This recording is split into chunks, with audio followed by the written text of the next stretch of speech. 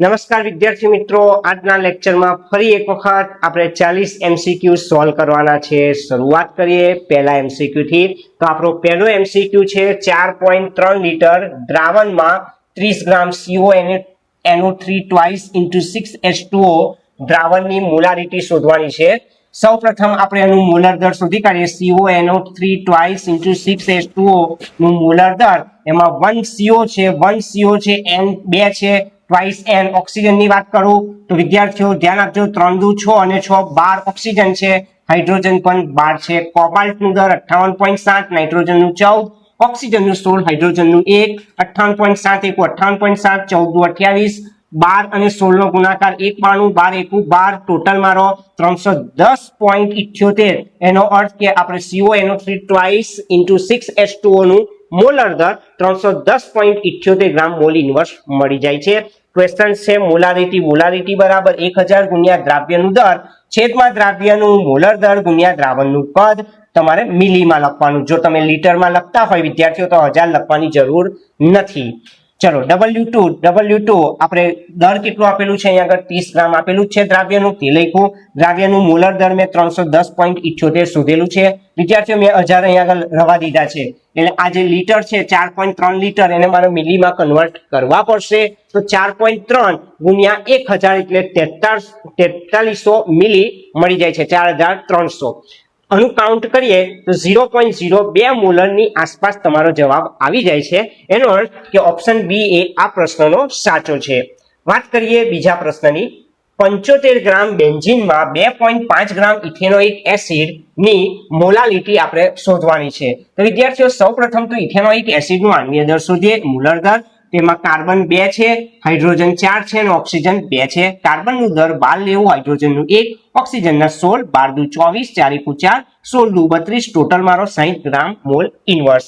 Question છે મારો molality બરાબર 1000 ગુણ્યા દ્રાવ્ય ઇથેનોઇક એસિડ નું દર છેદમાં દ્રાવ્ય નું આણ્વીય દર ગુણ્યા દ્રાવકનું દર। તો વિદ્યાર્થીઓ દ્રાવ્યનું દરની વાત કરું તો રકમમાં દ્રાવ્યનું દર 2.5 ગ્રામ લઈશું, દ્રાવકનું દર 75 ગ્રામ લેવાના છે, એટલે 2.5 ઇથેનોઇક એસિડ નું દર, દ્રાવક બેન્ઝીન નું દર 75 ગ્રામ છે અને દ્રાવ્યનું આણ્વીય દર કેટલું શોધ્યું 60, અને સાદુરૂપ આપું તો 0.556 મોલ કેજી ઇન્વર્સ અથવા તો મોલલ તમે લખી શકશો, એટલે 0.556 એ તમારો જવાબ થશે।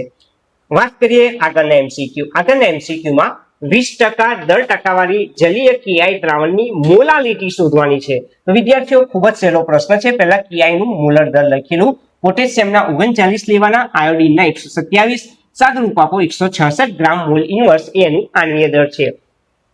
દર ટકાવાળીની વાત કરું તો 20% દર ટકાવાળી એટલે 20 ગ્રામ એ દ્રાવ્યનું દર અને બાકી રહેલ 80 ગ્રામ એ દ્રાવકનું દર થશે।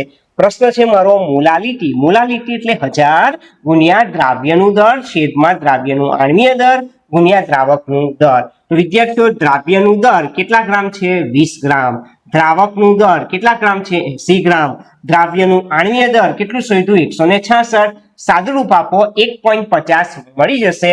એનો અર્થ કે ઓપ્શન એ સાચો છે। ચોથો આગળનો પ્રશ્ન છે, ઓરડાના તાપમાને ખાંડને જ્યારે પાણીમાં ઓગાળીશું ત્યારે દ્રાવણને સ્પર્શ કરવાથી તે ઠંડુ લાગે છે, તો નીચેના કયા કિસ્સામાં ખાંડ ઓગાળવાની ક્રિયા સૌથી ઝડપી થશે? તો વિદ્યાર્થીઓ ઓપ્શન રહેશે ઓપ્શન ડી, ગરમ પાણીમાં ખાંડનો જ્યારે ભૂકો નાખવામાં આવે ત્યારે તે સૌથી ઝડપથી પ્રક્રિયા આપે છે। તો ગરમ સૌથી ઝડપથી ઓગળી જાય છે। ખાંડનું પાણીમાં ઓગળવું એ ઉષ્મા શોષક પ્રક્રિયા છે, તેથી ઊંચા તાપમાને સરળતાથી ખાંડ તેમાં ઓગળી જાય છે, એટલે ગરમ પાણીમાં ખાંડનો ભૂકો નાખવો જોઈએ। વાત કરીશું વિદ્યાર્થીઓ આગળનો એમસીક્યુ, જલીય સોડિયમ ક્લોરાઇડના દ્રાવણના વિદ્યુત વિભાજનમાં કઈ અર્ધકોષ પ્રક્રિયા એનોડ પર થશે? વિદ્યાર્થીઓ એનોડ પર થતી પ્રક્રિયા એટલે ઓક્સિડેશન પ્રક્રિયા। તો આમાં આપણને ઓક્સિડેશન પ્રક્રિયા, આ પહેલી પ્રક્રિયા તો રિડક્શન પ્રક્રિયા છે, કારણ કે પ્લસ ઇલેક્ટ્રોન લખ્યા છે એટલે એની શક્યતા તો નથી। સી પ્રક્રિયા એ પણ જુઓ રિડક્શન પ્રક્રિયા છે, ઇલેક્ટ્રોન ઉમેરો, એનો અર્થ કે એ અને સી એ કેથોડ પર થતી રિડક્શન પ્રક્રિયા છે, એટલે આપણે એની વાત કરવાની નથી, આપણે એનોડ પર થતી પ્રક્રિયા ઓળખવાની છે। તો વિદ્યાર્થીઓ આ બી અને ડી ની વાત કરું તો બી નો પોટેન્શિયલ 1.23 છે અને ડી નો પોટેન્શિયલ 1.36 વોલ્ટ આપેલ છે. જેનો રિડક્શન પોટેન્શિયલ ઓછો હોય તે એનોડ ઉપર સ્વીકૃત પામે છે. તો વિદ્યાર્થીઓ આનો રિડક્શન પોટેન્શિયલ ઓછો છે, એનો અર્થ કે જવાબ બી હોવો જોઈએ. પરંતુ વિદ્યાર્થીઓ ઓક્સિજન વાયુ મુક્ત થવા માટેનો જે ઓવર પોટેન્શિયલ વધારે હોવાને કારણે ક્લોરીનનું ઓક્સિડેશન એ અગ્રિમતા પામે છે. ફરીથી વિદ્યાર્થીઓ વાત કરું, બી અને ડી માંથી આપણે એક પ્રક્રિયા પસંદ કરવાની છે. બી નો રિડક્શન પોટેન્શિયલ ઓછો છે, ડી નો રિડક્શન પોટેન્શિયલ એના કરતા વધારે છે. જેનો રિડક્શન પોટેન્શિયલ ઓછો હોય તે જ પ્રક્રિયા અગ્રિમતા પામે છે એનોડ ઉપર. પરંતુ વિદ્યાર્થીઓ બી માં ઓક્સિજન વાયુ મુક્ત થવા માટેનો જે ઓવર પોટેન્શિયલ એ વધારે હોવાને કારણે ક્લોરીનનું ઓક્સિડેશન અગ્રિમતા પામે છે. અહીંયા આપણે નોટ પણ લખેલી જ છે વિદ્યાર્થીઓ કે જેનો પોટેન્શિયલ ઓછો હશે તે જ પ્રક્રિયા એનોડ પર થવી જોઈએ. પરંતુ ઓક્સિજન વાયુ મુક્ત થવા માટે જરૂરી ઓપન પોટેન્શિયલ ને કારણે ક્લોરાઇડ આયનનું ઓક્સિડેશનને અગ્રિમતા આપવામાં આવે છે. એનો અર્થ કે ઓપ્શન ડી એ આપણો સાચો જવાબ છે. હવે વાત કરીશું વિદ્યાર્થીઓ આગળના એમસીક્યુમાં. આગળના એમસીક્યુમાં લખેલું છે જ્યારે પ્રવાહ મેળવવામાં આવતો ન હોય ત્યારે બે વિદ્યુત ધ્રુવ પોટેન્શિયલનો તફાવત, બે વિદ્યુત ધ્રુવના પોટેન્શિયલના તફાવતને કોષનો ઇલેક્ટ્રોમોટિવ ફોર્સ કહેવામાં આવે છે. એટલે વ્યાખ્યાનો ઉપયોગ કરીને તમે આ ઓપ્શન લખી શકશો. આગળના એમસીક્યુ ની વાત કરું વિદ્યાર્થીઓ, લીડ સંગ્રાહક કોષને ચાર્જ કરવામાં આવે તો વિદ્યાર્થીઓ લીડ સંગ્રાહક કોષમાં થતી ડિસ્ચાર્જિંગ પ્રક્રિયા લખેલી છે એનોડ પર થતી Pb + SO4 - 2 gives PbSO4 + 2 electron. એટલે કે એનોડ ઉપર PbSO4 Pb માં શું પામે છે? રિડક્શન પામે છે. વિદ્યાર્થીઓ અહીં આગળ આ ડિસ્ચાર્જિંગ પ્રક્રિયા છે અને તમારે લખવાની છે લીડ સંગ્રાહક કોષને ચાર્જ કરવાનો. તો ડિસ્ચાર્જિંગ પ્રક્રિયા આ છે, તો ચાર્જિંગ પ્રક્રિયા લખો તો આ ઉલટી પ્રક્રિયા થાય. પ્રક્રિયા કેવી થઈ જશે? ઉલટી પ્રક્રિયા થઈ જશે. એટલે PbSO4 + 2 electron gives Pb + SO4 - 2. તો વિદ્યાર્થીઓ PbSO4 + 2 electron gives Pb + SO4 તમે -2 લખો તો આ રિડક્શન પ્રક્રિયા થઈ ગઈ, કારણ તમે અહીં આગળ ઇલેક્ટ્રોન ઉમેરો છો. તો તમે અહીં આગળ જોઈ શકો છો તો એ પ્રક્રિયા એ એનોડ પર થતી પ્રક્રિયા લખાશે. અહીં આગળ એનોડ પર થતી પ્રક્રિયા એ ઓક્સિડેશન છે, પણ ઉલટી પ્રક્રિયા કરું તો એ રિડક્શન પ્રક્રિયા થઈ જશે. તો એને આધારે આપણે અહીં લખેલું છે કે એનોડ ઉપર PbSO4 એ શામાં રિડક્શન પામે છે? Pb માં. એનો અર્થ કે એ ઓપ્શન સાચો છે. વિદ્યાર્થીઓ આ તમને ડિસ્ચાર્જિંગ પ્રક્રિયા આપેલી છે અને કોષને ચાર્જ કરવામાં આવે ત્યારે આ પ્રક્રિયા ઉલટી થઈ જાય. એટલે વિદ્યાર્થીઓ કહેવાનો અર્થ શું? એનોડ પરનો જે PbSO4 છે એ Pb માં શું પામશે? રિડક્શન પામશે. હવે વાત કરીએ આગળનો એમસીક્યુ. નીચે પૈકી ખાલી જગ્યા કોષનો ઉપયોગ નિમ્ન પ્રવાહ ઉપકરણ જેવા કે સાંભળવાના સાધન અને ઘડિયાળમાં થાય છે. તો વિદ્યાર્થીઓ નિમ્ન પ્રવાહ ઉપકરણો સાંભળવાના સાધન અને ઘડિયાળમાં કયા સેલનો ઉપયોગ થાય? તો મર્ક્યુરી કોષ. તમને નિમ્ન પ્રવાહ શબ્દ લખેલો હોય વિદ્યાર્થીઓ તો યાદ રાખજો મર્ક્યુરી કોષ એ જવાબ રહેશે. સૂકા કોષનો ઉપયોગ ટ્રાન્ઝિસ્ટર, ઘડિયાળ અને રમકડામાં થાય. લીડ સંગ્રાહક કોષનો ઉપયોગ ઓટોમોબાઈલ તથા ઇન્વર્ટર્સ એટલે કે પરિવર્તકોમાં થતો હોય છે. વાત કરીશું વિદ્યાર્થીઓ આગળનો એમસીક્યુ. એક પ્રક્રિયા આપેલી છે A to B માં પ્રક્રિયક A ની સાંદ્રતા તમને બમણી કરવામાં આવે તો પ્રક્રિયા વેગ 1.59 ગણો વધી જાય તો પ્રક્રિયા ક્રમ કયો? તો વિદ્યાર્થીઓ ખૂબ જ સહેલી આ એક નોંધ તમારે યાદ રાખવાની કે પ્રક્રિયા વેગ પ્રોપોર્શનલ R/n. તો પ્રક્રિયા વેગ બોલો કેટલો વધે છે? 1.59 R/n. તો વિદ્યાર્થીઓ પ્રક્રિયકની સાંદ્રતા કેવી કરવાની છે? બમણી, એટલે 2/n લખાશે. બંને બાજુ log લઈ લઈશું એટલે log 1.59 log 2/n એટલે કે ઘાતને આગળ લઈએ તો n log 2 લખી શકાય. log 1.59 એટલે 0.2014 ને log 2 એટલે 0.3010. log 0.2014 ભાગ્યા 0.3010 કરીશું તો n રહે છે.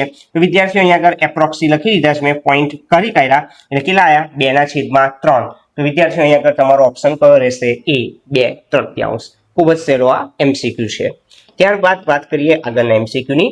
આગળના એમસીક્યુમાં વિદ્યાર્થીઓ પ્રથમ ક્રમની પ્રક્રિયામાં log R વિરુદ્ધ T ના આલેખ માટે ઢાળનું મૂલ્ય -0.0335 મિનિટ ઇન્વર્સ છે તો વેગ અચળાંક k નું મૂલ્ય કેટલું? તો વિદ્યાર્થીઓ પ્રથમ ક્રમની પ્રક્રિયા છે તો યાદ રાખજો વેગ અચળાંક શોધવા માટે એકદમ સિમ્પલ સૂત્ર તમારે યાદ રાખવાનું -2.303 ગુણ્યા જે ધાર આપ્યો હોય એનો ગુણાકાર કરો. તમને ધારનું મૂલ્ય કેટલું આપ્યું છે બોલો -0.0335 માઇનસ પ્લસ કરી દો 2.303 ને 0.0335 નો ગુણાકાર કરશો એટલે 7.72 ગુણ્યા 10⁻², મિનિટ ઇન્વર્સ મળી જાય છે. વેગ અચળાંકનો એકમ લખો મિનિટ ઇન્વર્સ એટલે કે 7.72 ગુણ્યા 10⁻², મિનિટ ઇન્વર્સ એટલે આપણો ઓપ્શન કયો રહે છે? એ. વિદ્યાર્થીઓ પ્રથમ ક્રમની પ્રક્રિયા માટે t 0.75 બરાબર 1386 સેકન્ડ આપેલ છે તો વેગ અચળાંકનું મૂલ્ય શોધવાનું છે. વિદ્યાર્થીઓ પ્રથમ ક્રમની પ્રક્રિયા માટે તમારે આ એક સૂત્ર પાક્કું કરી દેવાનું કે t 0.75 બરાબર ટ્વાઇસ t1/2.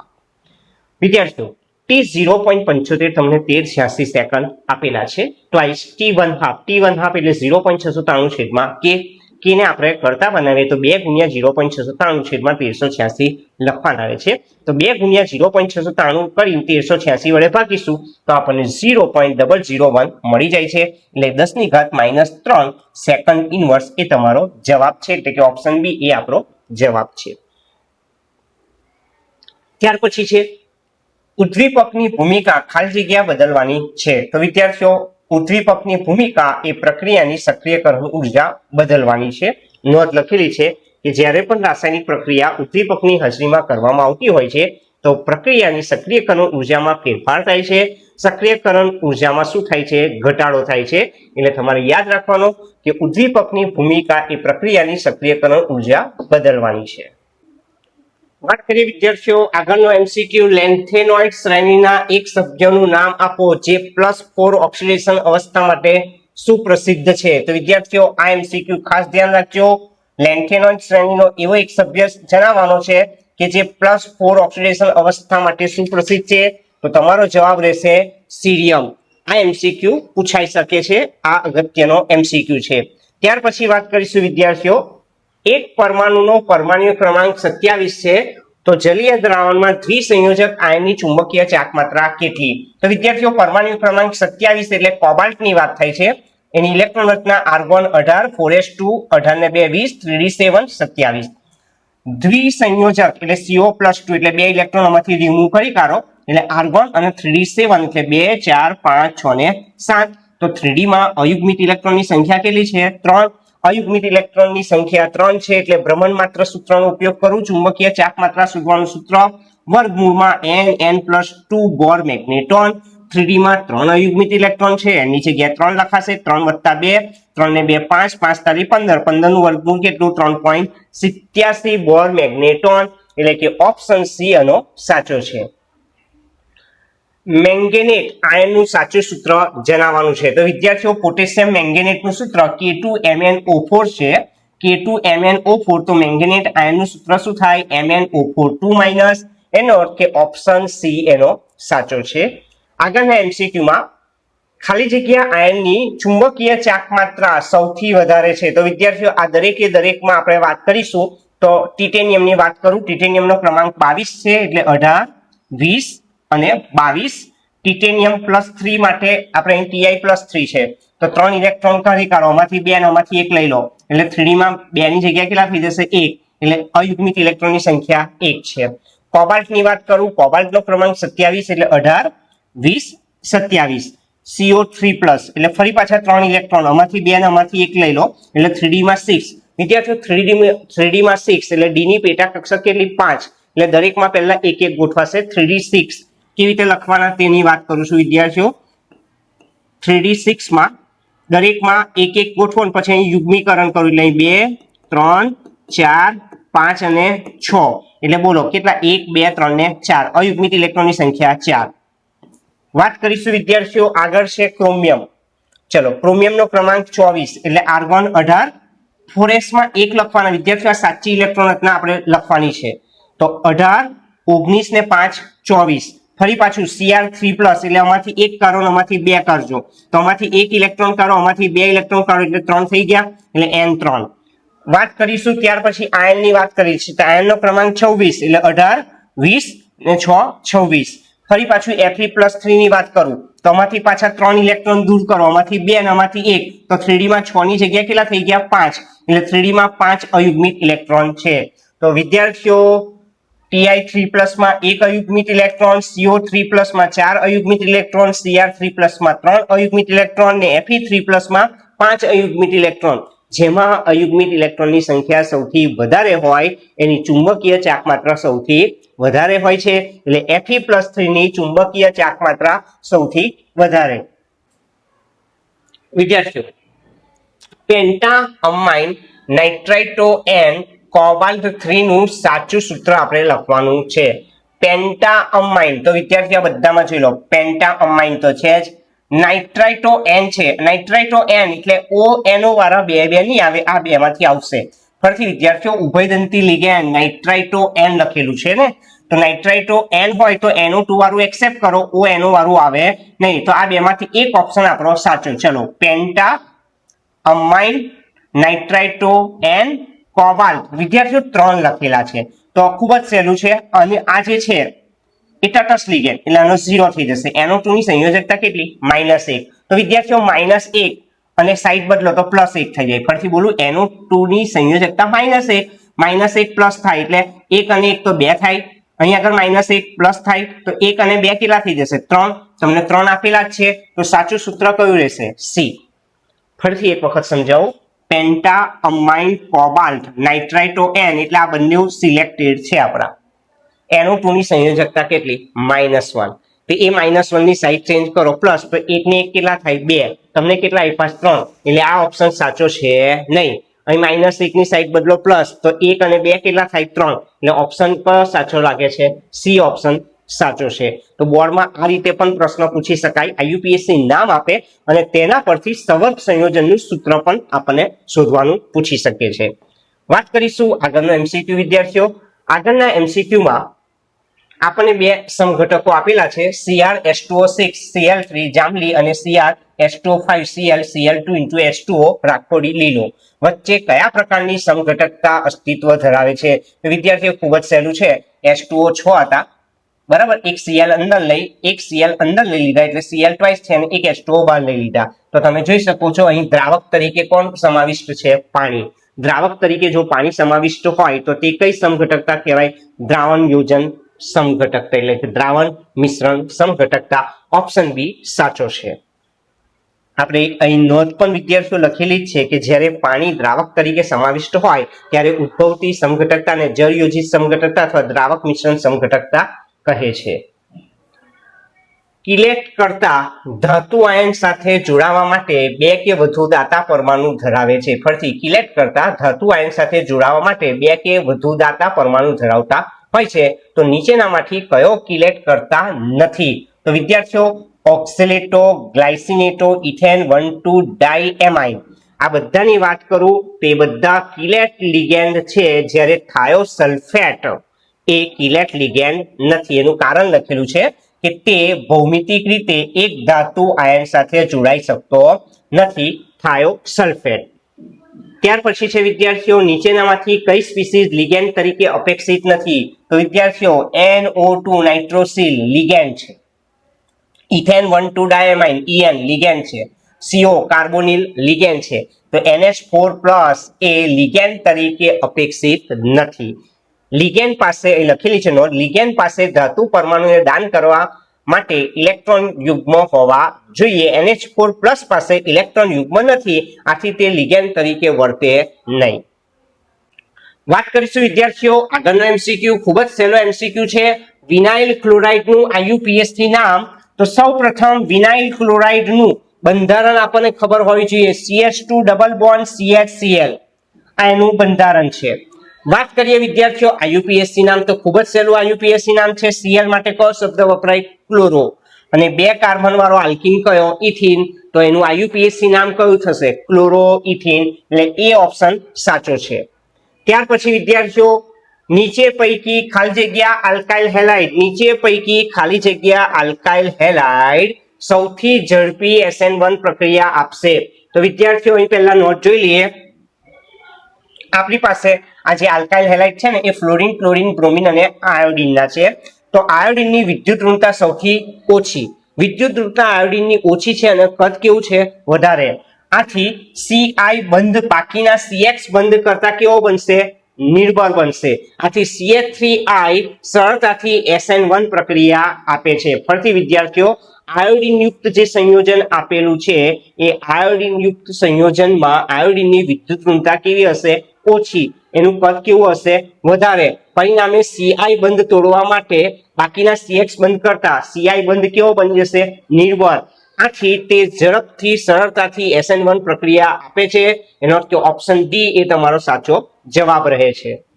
ત્યાર પછી વિદ્યાર્થીઓ આ એક બંધારણ આપેલું છે, એમાં નીચે દર્શાવેલ આ અણુમાં કયા કાર્બન પરમાણુઓ અસંમિત કાર્બનની વાત કરેલી છે વિદ્યાર્થીઓ, તો ધ્યાન આપજો આ C2 સાથે કયા કયા સમૂહો જોડાયેલા છે, તો ધ્યાન આપજો વિદ્યાર્થીઓ C2 સાથે COOH એક આ, ફરીથી આ કાર્બન સાથે એક આ સમૂહ છે COOH, બીજો કયો સમૂહ છે બોલ OH, ત્રીજો કયો સમૂહ છે H, ને ચોથો સમૂહ વિદ્યાર્થીઓ આખો સમૂહ આ લખવાનો CH CHOH અને CHO, ફરીથી બોલું CHOH અને CHO, ફરીથી મેં લખેલું છે C2 સાથે COOH H OH અને હમણાં જ કીધું તમને CHOH અને CHO, બરાબર। ચલો એટલે C2 ની વાત કરીએ, હવે વાત કરીએ C3 ની, તો C3 સાથે કયા કયા સમૂહો જોડાયેલા છે, તો C3 ની વાત કરું તો આ બાજુનો આખો સમૂહ વિદ્યાર્થીઓ યાદ રાખવાનો કયો CHOH અને COOH, ફરીથી CHOH અને COOH, જે આગળ મેં લખેલું જોઈ લો CHOH ને COOH એક સમૂહ થઈ ગયો। ઉપર કયો સમૂહ છે બોલો H એ પણ લખ્યો છે, નીચે કયો સમૂહ છે OH એ પણ લખ્યો છે, ને આ બાજુ કયો સમૂહ છે CHO એ પણ લખેલું છે। તો C2 અને C3 સાથે તમે જોઈ શકો છો બધા જ સમૂહો કેવા છે અલગ અલગ છે, કોઈ સમૂહ રિપીટ થતો નથી, એનો અર્થ કે કયા કાર્બન પરમાણુ અસંમિત કહેવાય બીજો અને ત્રીજો અસંમિત કહેવાય, એટલે બી ઓપ્શન સાચો છે। ત્યાર પછી છે વિદ્યાર્થીઓ DDT નું પૂરું નામ, DDT નું પૂરું નામ, તો DDT નું આ તમારે બંધારણ યાદ રાખવાનું વિદ્યાર્થીઓ, DDT નું આ બંધારણ છે, આ કાર્બન છે વિદ્યાર્થીઓ એવું પણ યાદ રાખવું પડશે, આ પેરા સ્થાન છે, આ પેરા સ્થાન છે, એટલે P અને P ડેશ તમે લખી શકશો। તો ચલો ચાલુ કરીએ, P ડેશ બે Cl છે એટલે શું બોલાય બોલો ડાઇક્લોરો બોલાય, P ડેશ ડાઇક્લોરો, બે ફિનાઇલ છે ડાઇફિનાઇલ, 3 Cl છે ટ્રાઇક્લોરો, ને બે કાર્બન છે ઇથેન, ફરીથી બોલું P ડેશ ડાઇક્લોરો ડાઇફિનાઇલ ટ્રાઇક્લોરો ને બે કાર્બન વાળો કોણ ઇથેન, તો કયું યોગ્ય લાગે છે ઇથેન વાળું આ P ડેશ ડાઇક્લોરો ડાઇફિનાઇલ ટ્રાઇક્લોરો ઇથેન એ DDT નું પૂરું નામ છે। વિદ્યાર્થીઓ બોર્ડની અંદર DDT માં રહેલા સિગ્મા અને પાઈ બંધની સંખ્યા ગણવાનો પણ પ્રશ્ન આપણને પૂછી શકાય। વિદ્યાર્થીઓ આપણને એક પ્રક્રિયા આપેલી છે, તમે જોઈ શકો છો એક પ્રક્રિયા છે C ની સાથે CH3 3 છે ONA વત્તા CH3CH2Cl NaCl દૂર કરી આ પોષણ અહીં આગળ જોડાયેલો છે, એટલે કે આ પ્રક્રિયા ખાલી જગ્યા નામે ઓળખાય છે। તો વિદ્યાર્થીઓ અહીં આગળ આપણને એક ઈથર નું સંશ્લેષણ આપેલું છે, એટલે કે ઈથર આ બનાવટનું સમીકરણ છે, એટલે આ બનાવટ છે વિલિયમસન સંશ્લેષણ। ફરીથી વિદ્યાર્થીઓ તમે જોઈ શકો છો એક સોડિયમનો આલ્કોક્સાઇડ આપેલો છે, એક આલ્કાઇલ હેલાઇડ આપેલો છે, ને ઇથરનું સંશ્લેષણ આપેલું છે, તે કયા પ્રકારની પ્રક્રિયા હશે વિલિયમસન સંશ્લેષણ દ્વારા ઇથરનું નિર્માણ છે। ત્યાર પછી છે વિદ્યાર્થીઓ IUPAC નામ લખવાનું છે, તમે જોઈ શકો છો એક સંયોજન આપ્યું છે, એમાં NO2 અને OC2H5 લખેલા છે, આપણે નંબર 1 આપી દઈએ અને એને નંબર 2 આપી દઈએ। ચલો 1 નંબર ઉપર ઇથેનનો ઓક્સી એટલે ઇથોક્સી એટલે 1 ઇથોક્સી કહેવાય, બીજા નંબર ઉપર શું છે બોલો NO2 એટલે શું કહેવાશે 2 નાઇટ્રો, અને અંદર કોઈ પણ પ્રકારના બોન્ડ છે નહીં એટલે સાયક્લોહેક્સેન। ફરીથી વિદ્યાર્થીઓ ખૂબ સહેલું છે, 1 2 નંબર આપી દો, 1 ઉપર બે કાર્બન વાળો ઇથર એટલે ઇથેનનો ઓક્સી શું લખાય ઇથોક્સી, 1 ઇથોક્સી 2 નાઇટ્રો અને અંદર બોન્ડ આપેલા નથી એટલે સાયક્લોહેક્સેન એ તેનું IUPAC નામ થશે। ખૂબ સહેલો આ MCQ છે। આગળના MCQ ની વાત કરીએ વિદ્યાર્થીઓ C4H10O આણ્વીય સૂત્ર સાથે કેટલા આલ્કોહોલ સ્વભાવે કિરાલ છે? તો પહેલા આપણે શું કરીશું, 4 કાર્બન વાળો આલ્કોહોલ લખીએ. ચલો CH3 CH2 CH2 CH2OH મેં આ રીતે લખ્યું, ફરીથી બોલું CH3 CH2 CH2 CH2OH આનું નામ શું છે બોલો, બ્યુટેન 1-ઓલ. ચલો આ બ્યુટેન 1-ઓલ એમાં કિરાલ કાર્બન છે કે નહીં ચેક કરી લઉં. તો આ બે સમૂહો કેવા લાગે છે, સરખા. સમૂહો સરખા છે એટલે કિરાલ કાર્બન નથી. વાત કરું બીજા સ્ટ્રક્ચરની તો CH3 CH2 CHOH CH3 તો આમાં તમે જુઓ કિરાલ કાર્બન છે કે નહીં ચેક કરી લઈએ. આનું IUPAC લખવું હોય તો લખાય વિદ્યાર્થીઓ, બ્યુટેન નો બ્યુટ અને બીજા નંબર ઉપર આલ્કોહોલ છે એટલે 2-ઓલ, બ્યુટેન 2-ઓલ પણ તમે લખી શકશો. તો અહીંયા આગળ જુઓ આ કાર્બન સાથે એક H છે, કાર્બન સાથે OH છે, કાર્બન સાથે CH3 છે અને કાર્બન સાથે CH2 CH3, ચારે ચાર સમૂહ અલગ અલગ છે એટલે આ કિરાલ કાર્બન કહી શકાય. ત્યાર પછી એક આ પાછું એક સ્ટ્રક્ચર થશે. આ બધા C4H10O ના સમઘટકો છે વિદ્યાર્થીઓ, CH3 CH3 CH2OH આનું નામ, બીજા નંબર ઉપર CH3 એટલે 2 મિથાઇલ, 3 કાર્બન વાળો પ્રોપેન અને પહેલા નંબર ઉપર OH એટલે પ્રોપેન 1-ઓલ. તો વિદ્યાર્થીઓ અહીંયા આગળ 2 CH3 છે સરખા એટલે આ કિરાલ કાર્બન નથી. હજુ એક વિદ્યાર્થીઓ એક બંધારણની વાત કરી લઈએ.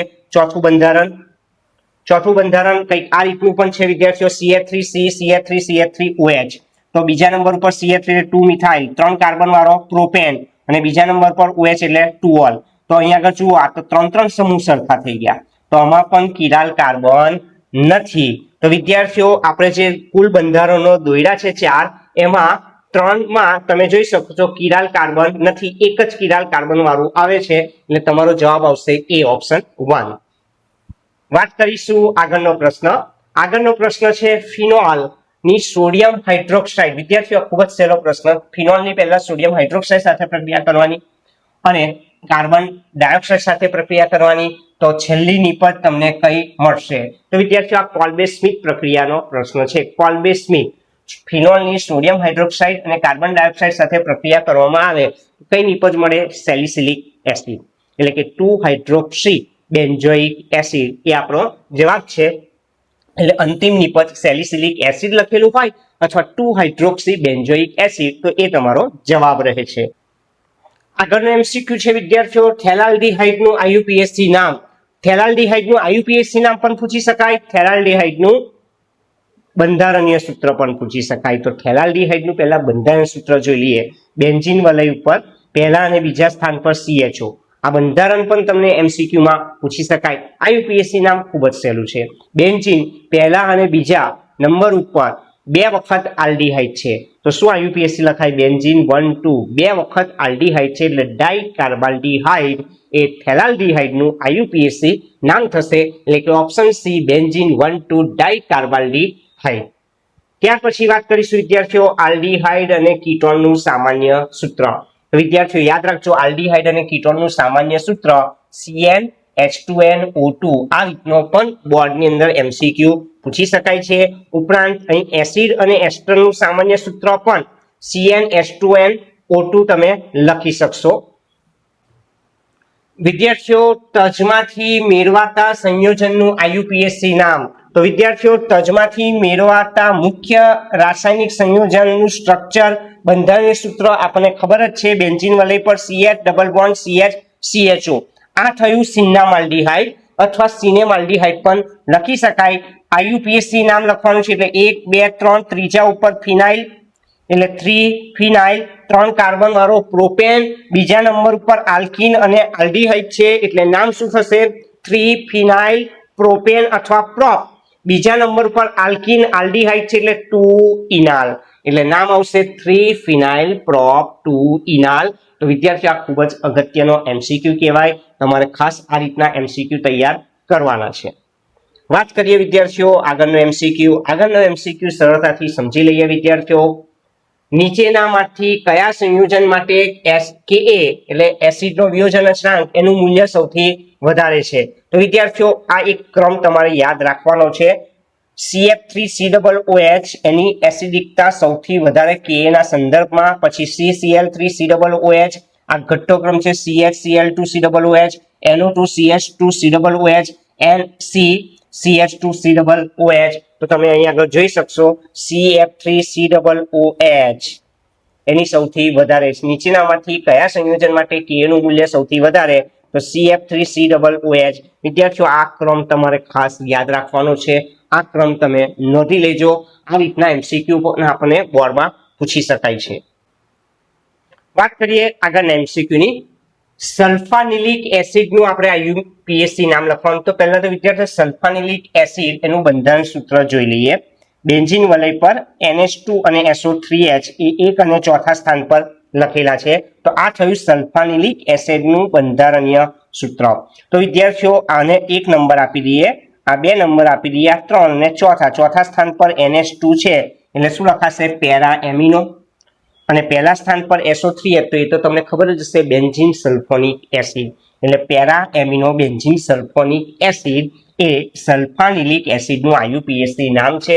એટલે ઓપ્શન એ સાચો છે, para amino benzene sulphonic acid. વિદ્યાર્થીઓ નીચેના સંયોજનોને pKb ના મૂલ્યોના ઉતરતા ક્રમમાં ગોઠવવાના છે. એટલે કે આપણને આ 4 સંયોજન આપેલા છે, એના pKb નું મૂલ્ય કોનું વધારે ત્યાર પછી કોનું ઓછું. તો વિદ્યાર્થીઓ એરોમેટિક એમાઇન જેટલા હશે એના pKb ના મૂલ્ય સૌથી પહેલા આપણે વધારે લખીશું અને પછી એલિફેટિક એમાઇન ની વાત કરીશું. એરોમેટિક એમાઇન એટલે એનિલિન છે વગેરે.